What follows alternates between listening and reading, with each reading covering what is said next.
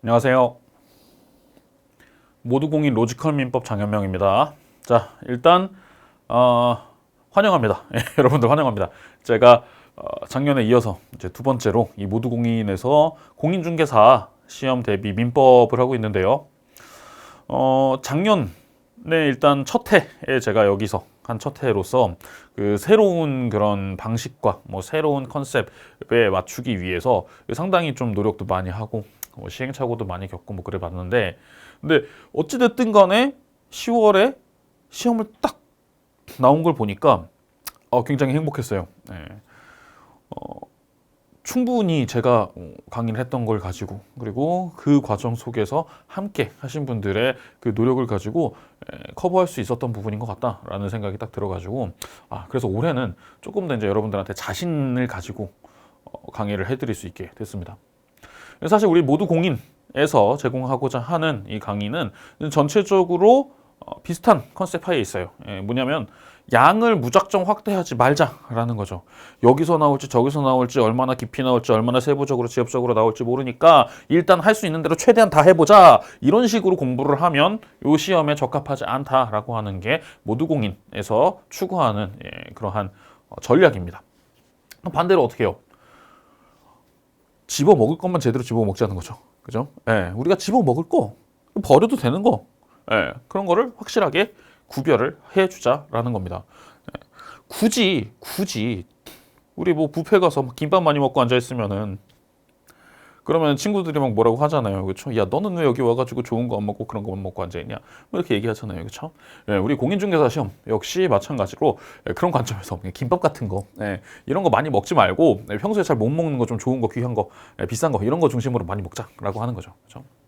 자, 그렇게 하기 위해서 다시 말하면 극단적으로 다른 수험생들보다, 다른 경쟁자들보다 우리는 양을 많이 줄여가면서 공부를 해야 된다라는 건데, 그렇게 하기 위해서 이 민법을 어떻게 공부를 해야 되는 것인가 라는 것을 지금부터 간략하게 짧게 말씀드리겠습니다. 자, 그런데 여기에서 가장 중요한 키워드 일단 여러분들한테 말씀드리겠습니다. 바로 논리와 이해입니다. 논리와 이해라는 말이에요. 우리 시험 민법이라는 과목의 특성의 가장 중요한 키워드는 바로 논리와 이해다라는 것을 일단 생각을 하고 그 다음으로 넘어가시면 되겠습니다. 자, 말씀드렸다시피 우리는 뭐예요? 김밥 같은 거, 뭐 모든 음식들, 뭐 김밥, 뭐 김치, 뭐 이런 거를 많이 먹지 말자라는 거예요. 뷔페 와서. 결국은 뭐냐면 우리가 타겟으로 잡아야 하는 것을 집중적으로 먹고 잘 먹었다 하고 나갈 수 있으면 되는 겁니다. 그 기준선을 65점이라고 잡을 수 있습니다. 자, 65점을 잡을 수 있으면, 그래서 1차 시험에서 두 과목을 보면서 65점 평균을 잡을 수 있으면, 그러면 어떤 좋은 점이 생기냐면요. 만약에 여러분들이 학개론에서 한 65점 맞았잖아요. 그러면은 민법에서 한 57점 맞아도 붙는 거예요. 반대로 민법에서 65점 맞아요? 그럼 학개론에서 57점 맞아도 여유 있게 이런 게 내가 원했던 거야 라는 마음을 가지고 붙으시면 되는 겁니다. 자, 그 65점이라는 포인트가 우리가 갖고 있는 중요한 핵심 포인트다라고 말씀을 드릴 수 있고요. 자, 그러면 65점이라고 하면 이게 어느 정도냐? 40문제를 보는데 40문제 중에서 여러분이 맞추는 문제가 26문제, 틀리는 문제가 14문제, 이렇게 됐을 때 요때 나올 수 있는 점수, 요게 바로 65점입니다. 26개를 받고 14문제를 틀렸어요. 그랬는데 나오는 게 65점이라는 얘기입니다. 자, 생각해 볼게요. 우리가 3분의 1이라는 숫자를 말하면 이건 뭐예요? 33.33333%를 얘기하는 거죠. 그렇죠? 3분의 2라고 하면 66.66666%를 의미하겠죠? 그렇죠? 66.66666%에 거의 근접해 있는, 다시 말하면 3분의 2라고 하는 수치 만큼은 우리가 맞추자라는 거예요. 3분의 2만큼. 3분의 1은 몰라도 된다는 얘기입니다. 극단적으로 말씀드릴게요. 몰라도 된다는 얘기입니다. 그게 우리 모두공인이 갖고 있는 전략이죠. 자, 민법이라고 하는 것은 특이한 게 부동산학 개론 과목과는 다르게 말 그대로 법 과목입니다. 그리고 이 법 과목은 2차에 가시게 되면 부동산 공법, 그 다음에 공인중개사 법령, 그렇죠? 세법, 그 다음에 공시법, 다 법이에요. 죄다 법이에요. 그렇죠? 이 법들을 공부함에 있어서 어떻게 보면 가장 중요한 첫 단추라고 볼 수 있는 법이 바로 민법입니다. 중개사뿐만 아니라 어떤 시험이라도 심지어는 뭐 사법고시 이런 시험이라 하더라도요. 결국은 민법 잘하는 애들이 다른 것도 다 잘하게 돼 있어요. 그만큼 민법은 중요한 과목입니다. 자, 이 민법에서는 주로 조문의 내용을 맞추는 문제, 그다음에 판례의 내용을 맞추는 문제, 그리고 이것들을 합쳐서 어떤 가상의 사례를 만들어서 그 가상 사례 속에서 이 상황에서 갑이 어떻게 권리가 있느냐, 을이 어떠한 권리가 있느냐, 갑과 을이 싸우면 누가 이기느냐 이렇게 물어보는 거예요. 그렇죠? 결국은 조문을 알고 왜 이런 조문을 굳이 만들어내서 사람들한테 따르라고 하는지에 대해서 우리가 논리적으로 이해를 하면 외우지 않아도 되는 판례들이 많아집니다. 사례 역시 조문을 다 알고 그 조문을 적용할 수 있으면 말 그대로 응용을 할 수 있잖아요. 조문은 말 그대로 뭐냐면 공식이에요. 공식에다가 케이스, 사람들이 한 일을 집어넣게 되면 그러면 답이 바로 딱 떨어지게 나오는 그런 문제란 말이에요. 특히나 이번 2021년도 시험에서 이 사례형 문제들이 예년에 비해서 조금 더 늘어났어요. 이 사례형 문제가 늘어나게 되면은 단점은 뭐냐? 단점은 시간이 길어집니다. 사례형 문제가 나오면 문제가 길어져요. 그러니까 푸는데 시간은 좀 길어질 수 있어요. 근데 그거에 비해서 사례형 문제라는 것 자체에서 어떤 걸 주게 되냐면 핵심 조문을 다 알고 있으면 응용할 수 있어야 된다라는 것만 물으려고 하고요. 거기에다가 1개 내지 2개의 지문에다가 뭘 섞냐면은 판례 문제를 섞는데 이 판례 문제를 어떻게 섞게 되느냐? 이례적인 특이한 독특한 뭔가 좀 큰 틀에서 벗어나 있는 이런 판례를 끄집어내다가 내는 판례들이 아니고요. 대다수는 뻔한 판례들, 말이 맞는 판례들, 그냥 상식으로 봐도 그렇겠네 싶은 그런 판례들을 중심으로 나오게 돼요. 물론 희한한 것 같다는 얘기도 합니다. 그거 뭐예요? 아까 말씀드렸던 우리가 안 봐도 돼요 라고 했던 33%에 들어가는 얘기들, 그 문제들에서 나오게 됩니다. 그러니까 이거 뭐야, 난 듣도 보도 못했는데 뭔 소린지도 잘 모르겠어. 이러면 뭐예요? 그 문제, 그 지문은 패스 해버리고 생각해도 된다라는 게 우리가 갖고 있는 핵심 키워드입니다. 어쨌든 그 와중에 우리는 65점을 차지를 하기 위해서 공부를 한다라고 되어 있습니다. 일단 올해 봤던 시험 문제를 조금 볼게요. 민법 총칙과 계약법, 물권법 이렇게 해가지고 3개 파트로 해서 나눠졌는데 민법 총칙에서 25%가 출제됐어요. 그러니까 10문제가 나왔어요. 10문제가. 그 다음에 물권법에서 한 17문제, 그 다음에 계약법에서 한 13문제, 요 정도 이렇게 출제가 됐습니다. 물론 계약법에서 3문제, 그리고 물권법에서 3문제 해서 총 6문제가 우리 다른 책에서 나오는 보통 민사특별법이라고 하는 법에서 나오는 거예요. 주택임대차에서 2문제, 상가임대차에서 1문제, 그 다음에 집합건물법, 그 다음에 뭐 부동산 실명법, 가등기 담보법, 여기서 각각 1문제씩 이렇게 나오는데 하여튼 물권의 3개 법, 계약법의 2개의 법에서 3문제 이렇게 해가지고 나왔습니다. 여기에서 결국 핵심은 뭐냐? 조문을 보는데 법이라고 하는 것은 어떤 사람 2명이서 서로 네가 이겨야 되느냐 내가 이겨야 되느냐를 가지고 붙었다는 얘기예요. 그러니까 둘 중에서 누구 편을 들어줄래? 라는 거에 대해서 먼저 답을 알게 된다 그러면 간단하다는 거고, 그러니까 이 두 사람이 처해져 있는 상황을 보면 전체의 흐름을 알 수 있게 됩니다. 다시 말하면 드라마를 그리는 거예요. 여러분 머릿속에서. 머릿속에서 누구랑 뭐 때문에 싸웠구나 라는 것을 스토리를 딱 짤 수 있게 된다라고 하면 그 중에서 누가 이겨야 되는지가 나오게 돼요. 그리고 아무래도 말씀드렸다시피 3분의 2에 해당하는 66% 이상의 문제에서는 출제 비중이 높은 판례라고 하는데 결국 핵심 판례 또는 기본 판례, 주요 판례 범위에서 나오게 됩니다. 자, 그러니까 조문을 우리는 잘 알아내는 게 제일 중요하고 조문의 내용을 잘 이해를 해야 돼요. 딱 문장을 읽었을 때 처음엔 잘 안 읽힙니다. 처음엔 잘 안 읽히는데 계속해서 읽다 보면은 무슨 말인지 알게 돼요. 특히 저는 그 읽을 때 안 읽히는 걸 가지고 조금이라도 좀 더 잘 익혀지게 만들기 위해서 해설을 달아주고 살을 붙여주고 예를 들어주고 하는 역할을 여러분들한테 해드립니다. 자, 그러니까 여러분들은 공부할 때 제일 중요한 거 누구랑 누구랑 뭐 때문에 싸웠느냐라는 상황을 그리는 거, 그렇게 공부하시는 게 가장 중요합니다. 예. 그리고 우리는 역시 핵기총이라고 하는 아주 좋은 교재를 사용을 하고 있다 말씀드리겠습니다. 좀 더 깊이 들어가서 자, 민법 문제를 보시면 뭐 이런 질문이 나와요. 반사회적 법률 행위에 해당하는 제2 매매 계약에 기초하여 제2 매수인으로부터 그 부동산을 매수하여 등기한 선의의 제3자는 제2 매매 계약의 유효를 주장할 수 있다. 아, 이놈에게 다 무슨 소리예요, 그죠? 대충은 알 것 같은데 대충 알면 무조건 틀립니다. 대충 하면 무조건 틀려요. 제2 매매 계약.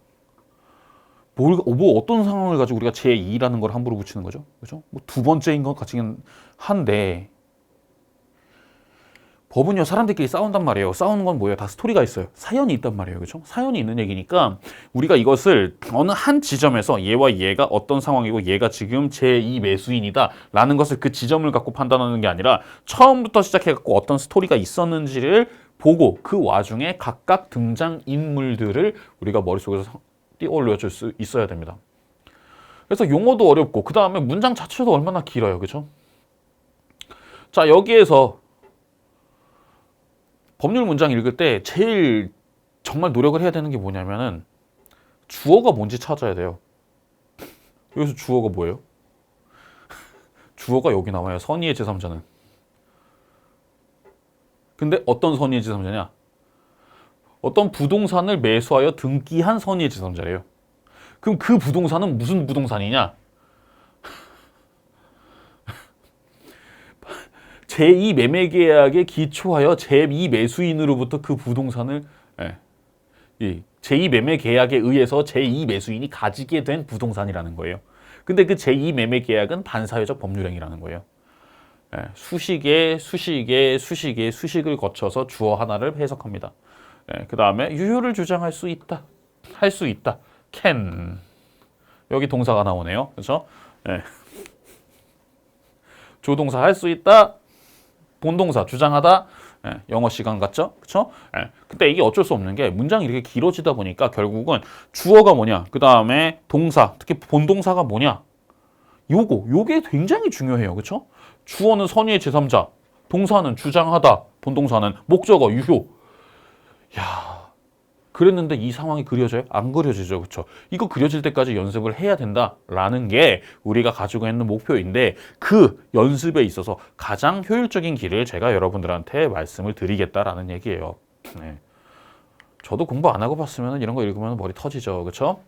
자, 제가 실생활과 밀접한 사례를 들어서 설명한다는 것을 또 제가 갖고 있는 좀 특수한 강점이라고 여러분들한테 설명을 드리는데, 저는 약간 좀 원초적인 그런 거 좋아해요. 원초적으로 말하는 그런 걸 굉장히 좋아합니다. 좀 현학적으로 말하기가 싫어요. 뭐 교수님들이랑 앉아갖고 얘기할 때, 그땐 당연히 현학적으로 얘기하죠. 근데 그렇지 않은 일반인들이랑 얘기할 때는 당연히 막 이게 용어 쓰면서 뭐 문자 쓰면서 거들먹거리면서 이렇게 말하고 싶지가 않습니다. 그렇게 설명하고 싶지가 않아요. 뭐 법률행위의 조건과 기한, 이렇게 있을 때 우리가 조건에 대해서는 알겠지만, 그리고 기한에 대해서는 알겠지만 다 어떻게 해요? 정확하게는 모른단 말이에요. 그렇죠? 정지 조건도 있고 해제 조건도 있고 불법 조건, 기성 조건, 불능 조건, 각종의 조건들이 많이 나옵니다. 여기 불능 조건도 나오죠. 성취되었다. 뭐 정지 조건이다. 뭐 이런 얘기들이 막 많이 나와요. 더군다나 문제에는 기한에까지 설명했는데 1, 2, 3, 4, 5번에는 기한 얘기가 하나도 안 나와 있습니다. 참 재밌는 얘기예요. 자, 그래서 여기에 대해서 설명을 어떻게 하게 되느냐. 자, 법정 조건, 법정이라 하는 말이 뭐냐? 법정. 잘 모르잖아요. 그렇죠? 법정하면 우리가 뭐 생각납니까? 저기 서울중앙지방법원, 그 법원에서 재판해가지고 판사 앉아갖고 있고요. 이렇게 변호사 이렇게 앉아있고, 그런 거 생각하잖아요. 그 법정 아니에요. 그 법정이란 무엇이냐? 그 부관이라는 말은 어떤 때를 쓰느냐? 부관, 관자가 뭔지 아세요, 여러분? 약관할 때 관자. 약관할 때 계약 조항 같은 거 만드는 거, 그 약관할 때 관자예요. 부속된 약관 같은 거랑 비슷하다는 얘기예요. 이런 식으로 이렇게 이해하자라는 거죠. 그렇죠? 선량한 풍속 기타 사회 질서, 이게 뭐냐? 착한 거? 착한 거? 착한 거랑은 좀 다르고요. 이 공동체가 유지되기 위해서 지켜야 하는 어떤 우리의 가치, 있어서의 문제라고 해갖고 이것도 예를 많이 들어드릴 겁니다. 예. 조건부 성취가 되었느냐? 성취 개념은 알죠. 성취 개념은 아는데 그럼 성취가 되면 어떤 효과가 발생하느냐? 예. 이런 것도 말씀을 드려야 되고요. 그 다음에 불능 조건은 기본적으로 조건의 뜻이 뭐냐? 성취 여부가 불확실한 거를 의미한다.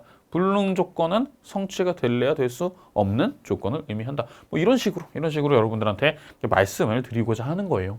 예. 그래서 일단 제가 핵기총에서는 계속해서 조문에 대해서 설명을 드리고 또는 상황에 대해서 설명을 드리는데 그때 아무래도 법에서 우리가 생각하는 것보다는 훨씬 더 좀 쉬운 말들로 많이 말씀을 드리게 됩니다. 특히 여러분들이 이제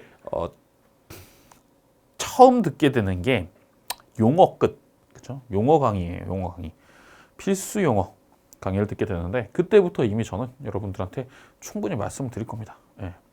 쉽게 생각하자. 우리가 생각할 수 있는 거, 우리가 경험해 봤던 것 또는 경험해 볼 법한 거를 중심으로 생각을 하자라는 거죠. 그렇죠?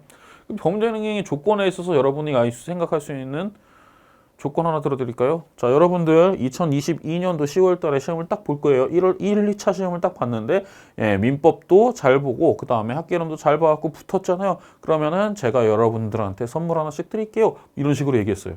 조건이 뭐예요? 시험에 붙으면. 그렇죠? 시험에 붙으면. 이게 조건이에요. 그렇죠? 조건은 붙으면 여러분들한테는 붙느냐 떨어지느냐가 중요하죠. 그렇죠? 저한테는 뭐가 중요하겠어요? 몇 명이나 붙지? 내 돈이 얼마나 나가는 거지? 이게 중요한 거죠. 그렇죠? 네.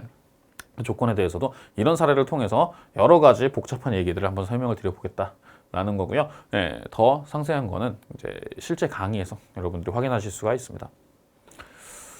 이 민법이라는 게 워낙 어렵기도 하고 워낙 분량도 많고 워낙 다양한 상황을 전제로 하니까 민법이 전체적으로 하나의 구조를 만들기 어렵게 되는데 역시 그것도 우리가 하기 위해서는 쉬운 것부터 접근을 해 들어가야 돼요. 우리의 몸에 익숙한 것부터 접근을 해야 됩니다. 많은 분들이 머릿속에서 다 따로따로 논다. 당연히 다 따로따로 놀죠. 매매는 매매대로의 법리가 따로 있고요.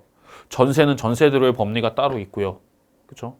담보해가지고 저당 잡혀갖고 돈 빌리면 저당 잡히는 거 따로 그거에 따로 논리가 있고 다 따로 되어 있는 제도들이란 말이에요. 근데 그것을 한 번에 모아가지고 하나의 구조물을 세우는 거 이거 쉽지 않습니다. 그러니까 이것을 완전히 다 세우는 거, 모든 것을 다 세우는 거는 어렵겠지만 전체적으로 관통하는 맥락 자체를 우리가 일단 확실하게 만들어 놓고 그래서 이 열쇠가 여기에도 꽂을 수 있나? 저기에도 꽂을 수 있나? 저기에도 꽂을 수 있나? 이것들을 해 나가면 나중에 가서는 이제 하나로 이어지게 되는 그런 효과가 생기게 됩니다.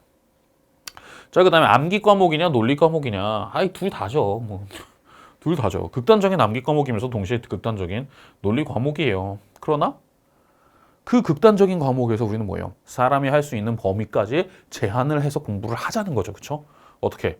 여러분은 여러분대로 저를 믿고 따라오시라는 겁니다. 저는 저대로 제한을 해가지고 날릴 거 날리고 이것만이라도 하자. 요만큼은 하자. 최소한 하자라는 것을 끊임없이 말씀드리게 됩니다.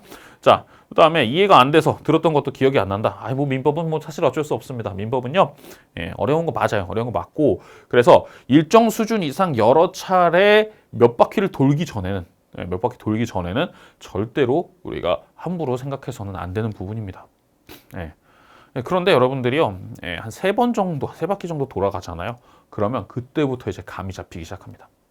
그때부터 구조가 잡히기 시작합니다. 그런 특징이 있는 법이에요. 일단 그거는 말씀을 드리게 되는데 어찌됐든 그것을 다 세우기 위해서는 제가 로지컬 민법이라고 했었죠. 민법이 갖고 있는 특유의 논리들을 보게 됩니다. 그럼 그 논리에 대해서 핵심은 뭐냐? 민법이 갖고 있는 가치관이라는 거예요. 가치관. 자, 이 법은 무엇을 위해서 있느냐라는 거죠. 그렇죠? 법하기 제일 어려운 게 뭐냐면 법은요. 법 내용 그 자체가 목적이 아닙니다. 그걸 통해서 달성하고자 하는 목표는 따로 있어요. 그렇죠? 어떤 사람을 누구를 어떻게 보호를 해줄 것인가라는 목표가 설정이 되고 거기에 맞춰진 이론들을 그다음에 수단들을 장치들을 만들어주는 것들이 많단 말이에요.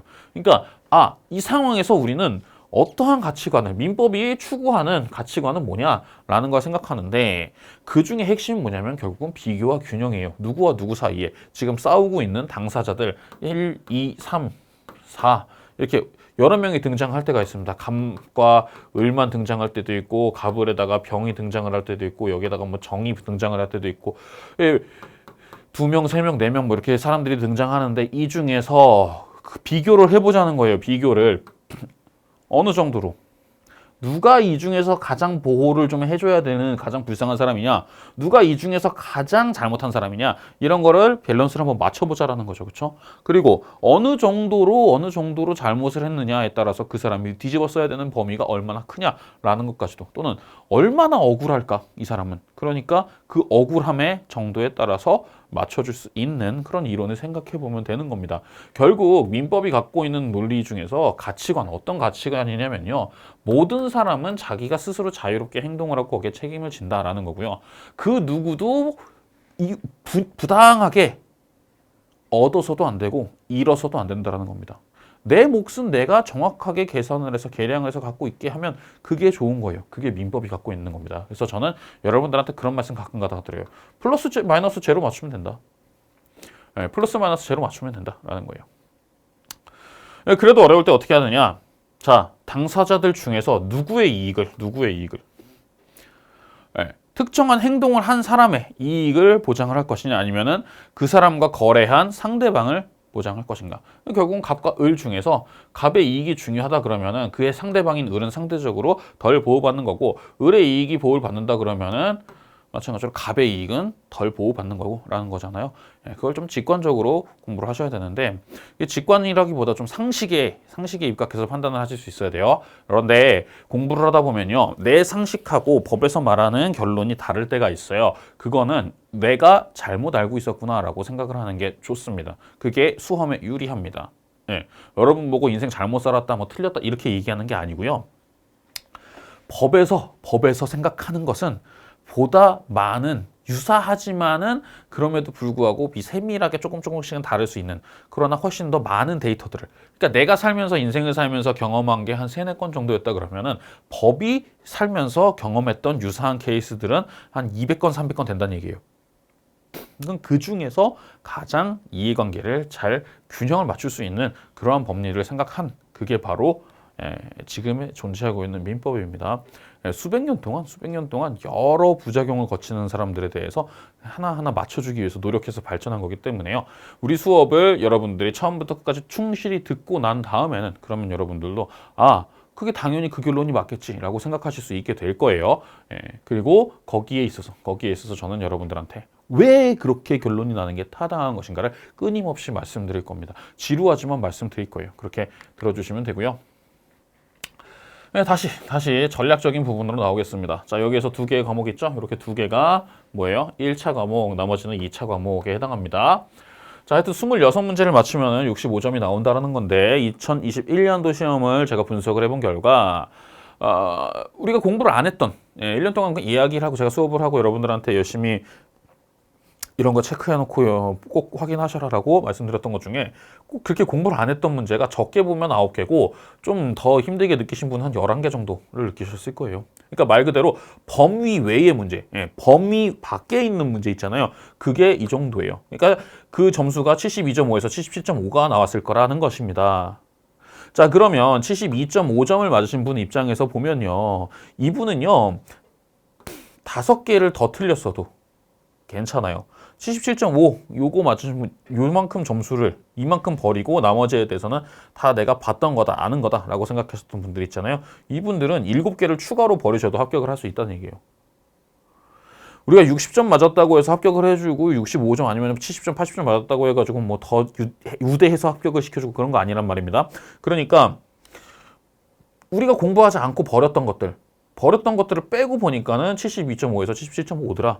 근데 열심히 공부를 했어도 사람인 이상 실수도 할 수 있고 그날 생각이 안 날 수도 할 수 있으니까 한 5개에서 7개 정도는 더 틀린다고 봐도 그래도 60점은 나오더라 라는 게 2021년 시험에서 우리가 얻었던 데이터였습니다. 그래서 저는 말 그대로 버릴 겁니다. 그리고 버르는 뭐예요? 버리면 시험장에서 보지 말라는 얘기죠. 그렇죠? 미련을 버리시면 됩니다. 그냥 어떻게 하면 돼요? 찍으면 되죠. 그렇죠? 버리는 문제가 한 10문제 정도 됐어요. 10문제 중에서 찍었습니다. 그러면은 뭐 평균상 2문제는 맞겠죠, 뭐. 그죠? 예, 똑같은 번호로 찍으면 두 문제도 맞겠죠. 그죠? 예, 그게 우리의 전략입니다.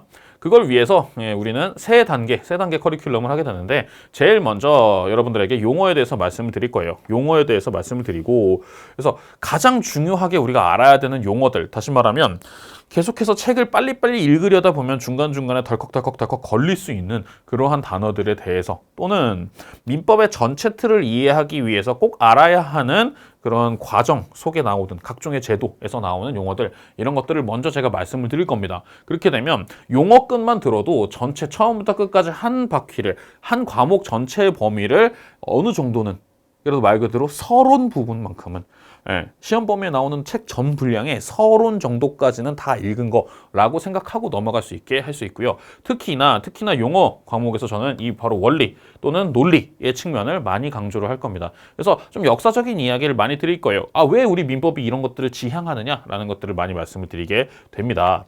그 다음에는 말 그대로 이론을 배워야죠. 그렇죠? 이론을 배우는데 자 여기 이름부터가 뭐냐면 핵심 개념이에요. 개념 정의, 그렇죠? 데피니션.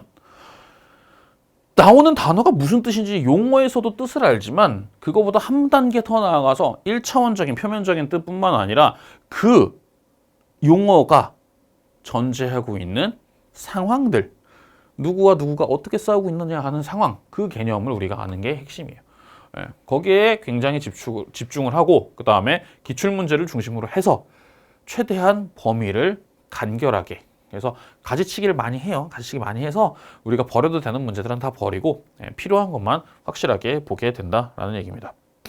그래서 용어, 그 다음에 조문 이런 것들을 최대한 꼼꼼하고 상세하게 풀이를 제가 해드릴 거예요. 이 조문 하나하나를 제가 여러분 귀찮을 때까지 말씀을 해드릴 거예요. 하나하나를. 그런 다음에 실전 모의고사도 좀 봐야죠. 그렇죠? 중간중간에 실전 모의고사를 보면서 공부했던 걸 스스로 알아나가고 깨달아야 됩니다. 여기에서 갖고 있는 최대 장점은 뭐냐면 모의고사를 통해서 여러분들이 해야 되는 건 딴 게 아니에요. 우리가 뭐 수능 볼 때처럼 막 십몇 년씩 공부한 다음에 시험 보고 그러는 게 아니잖아요. 그렇죠? 우리는 이 중개사 시험을 뭐 십수년씩 준비하지 않습니다. 그렇기 때문에 짧은 시간에 준비를 하기 위해서는 효과적으로 공부를 해야 되는데 효율적으로 공부하는 것의 첫 단계는 역시 일단 양을 많이 줄여놓고 시작하는 거예요. 버려도 되는 거 또는 아예 뭐 안 나올 것 같은 거 이런 것들은 다 채워내고 양을 줄이고 시작하는 거 이게 좋습니다. 두 번째는 뭐냐면 내가 스스로 생각했을 때 달성한 것, 좀 모르겠는 것, 좀 아닌 것, 요 세 가지를 스스로 깨달아야 되는데 스스로 깨닫기 위해서 좋은 과정은 역시 문제를 풀어보는 과정이에요. 그래서 내가 이 챕터에 대해서 요 부분에 대해서는 아는 만큼 되었다, 도달했다. 이건 전혀 모른다. 요거에 대해서는 내가 알 수도 있고 모를 수도 있는데 좀 애매하다. 이렇게 나누어서 생각을 할 수 있어야 되거든요. 그렇죠? 그래서 여기에 해당하는 건 굳이 여러 번 여러분들이 계속 고민할 필요는 없습니다. 요 밑에 세모 또는 X에 해당하는 애들을 좀 더 나중에 집중적으로 계속 파고 들어가지고 향상을 시켜주는 게 필요하다라는 거죠. 그렇죠? 그게 실전 모의고사에서 여러분들이 많이 해주셔야 되는 거고요. 그다음에 실전 모의고사를 통해서 뭘 연습하셔야 되느냐? 아는 거 모르는 거를 연습해야 된다는 거잖아요. 그렇죠? 내가 모르는 거는 내가 자신 없어도 되는 거다. 내가 안 건드려도 되는 거니까 아는 거에 집중해서 그 문제를 최대한 빨리 풀어서 넘겨버리고 그렇게 시간을 단축을 시키는 연습을 이때 제가 여러분들한테 많이 강조를 할 예정입니다. 그래서 여러분들 실전 모의고사도 그때 가서 제가 말씀드리겠지만 하나의 문제를 한 3번 정도는 돌려서 계속 풀어보시는 거 그렇게까지 제가 말씀을 드려요. 그 다음에 실전 끝 답치기 특강까지 해가지고 하면 됩니다. 이 답치기 특강에서는 핵심 지문을 어떻게 해요? 반사적으로 딱딱딱딱딱 시험 문제 나왔을 때 이거 X 1번 정답 X X 뭔가 이상한데 두 개 볼까? 이건 세모고 이건 오구나 그래 이게 정답 이렇게 빨리빨리 넘어갈 수 있어야 돼요. 그렇죠? 빨리빨리 넘어갈 수 있는 그런 틀을 만들어야 되기 때문에 그러니까 길게 고민하지 않아야 되는 문장들 있잖아요. 그렇죠? 길게 고민하지 않아야 되는 문장들을 반사적으로 바로 OX를 판단을 탁 해버리고 그래서 한 1초, 2초 안에 지문 하나를 확실하게 넘겨버릴 수 있는 그래서 아예 생각할 것들이 많지 않은, 그래서 1, 2초 안에 답이 나오는 문제들도 있고요. 아니면은 얘네들은 다 오답 지문이고 정답 지문은 우리를 좀 고민하게 만드는 애들을 가지고 테스트라는 문제가 있는데 그런 문제에 더 집중을 해야 되는 거예요. 그렇게 해서 버릴 거 버리고, 그렇죠? 여기서 말했던 것처럼 버릴 거 버리고, 여기서 얻을 것 중에 빨리 얻을 건 다 얻고, 그러면 어떻게 해요? 시간이 많이 남습니다. 그렇죠? 많이 시간이 남으니까 그만큼 우리는 점수를 조금 더 높일 수 있는 가능성이 생긴다라는 거예요. 그게 우리가 갖고 있는 3단계 학습법이라고 하는 것의 전략 중에 하나입니다. 근데 결국은 시험장에서 가장 써먹기 좋은 그러한 공부 방법을 보자라고 하는 게 모두공인 전체 이 이야기고, 제가 담당한 민법 역시 마찬가지의 논리를 가지고 있습니다. 자, 그래서 우리는 지금 당장 시작을 하면 2022년에 바로 동차 합격 1차, 2차를 한날 1시에 딱 보고 끝내버리고 나온 다음에 채점 해봤더니 점수가 꽈락 없이 60점 이상 됐네, 아싸 라고 할 수 있는 그런 모습을 만들어낼 수 있다는 거죠. 그렇죠? 자신이 있어야 돼요, 여러분들. 지금 빨리 시작한 분들은 정말 자신 있어야 돼요. 자신 있을 수 있어요. 그리고 다른 선생님들 다 훌륭하신 선생님들이고, 여러분들에게 저도 그에 못지않게 성과를 내드릴 수 있도록 최대한 노력을 다하겠습니다. 자, 민법은 정말 정의로운 법입니다. 정말 정의로운 법이기 때문에 논리적으로 우리가 이해를 하고 상식을 바탕으로 해서 이 민법과 친구가 될 수 있다라고 하면 시험장에 갔을 때 60점 넘기는 건 일도 아니에요. 너무 친해져가지고 나는 90점 넘겨야 돼 뭐 이런 생각이 드실 수는 있는데, 그거는 뭐 나중에 해보시고요. 나중에 시험 합격하신 다음에 그 다음에 이렇게 장난으로 한 번 더 이렇게 시험 보시면서 이렇게 해보시고 90점대, 100점대 이렇게 딱 나온다 그럼 여러분들도 한 번쯤 이제 저의 권위에 한번 도전을 해보시고 그러시면 되는 거고요. 올해 지금 2021년 말이죠. 그다음에 2022년까지는 동차만을 놓고 거기에 집중을 해서 공부를 하실 수 있었으면 좋겠습니다. 지금 바로 시작하시면 여러분에게는 엄청난 미래가 있습니다. 그러니까 고민하지 마시고 바로 공부를 시작해 주시기를 저는 강권을 합니다. 본 게임에서, 본 수업에서 다시 뵙겠습니다. 고맙습니다.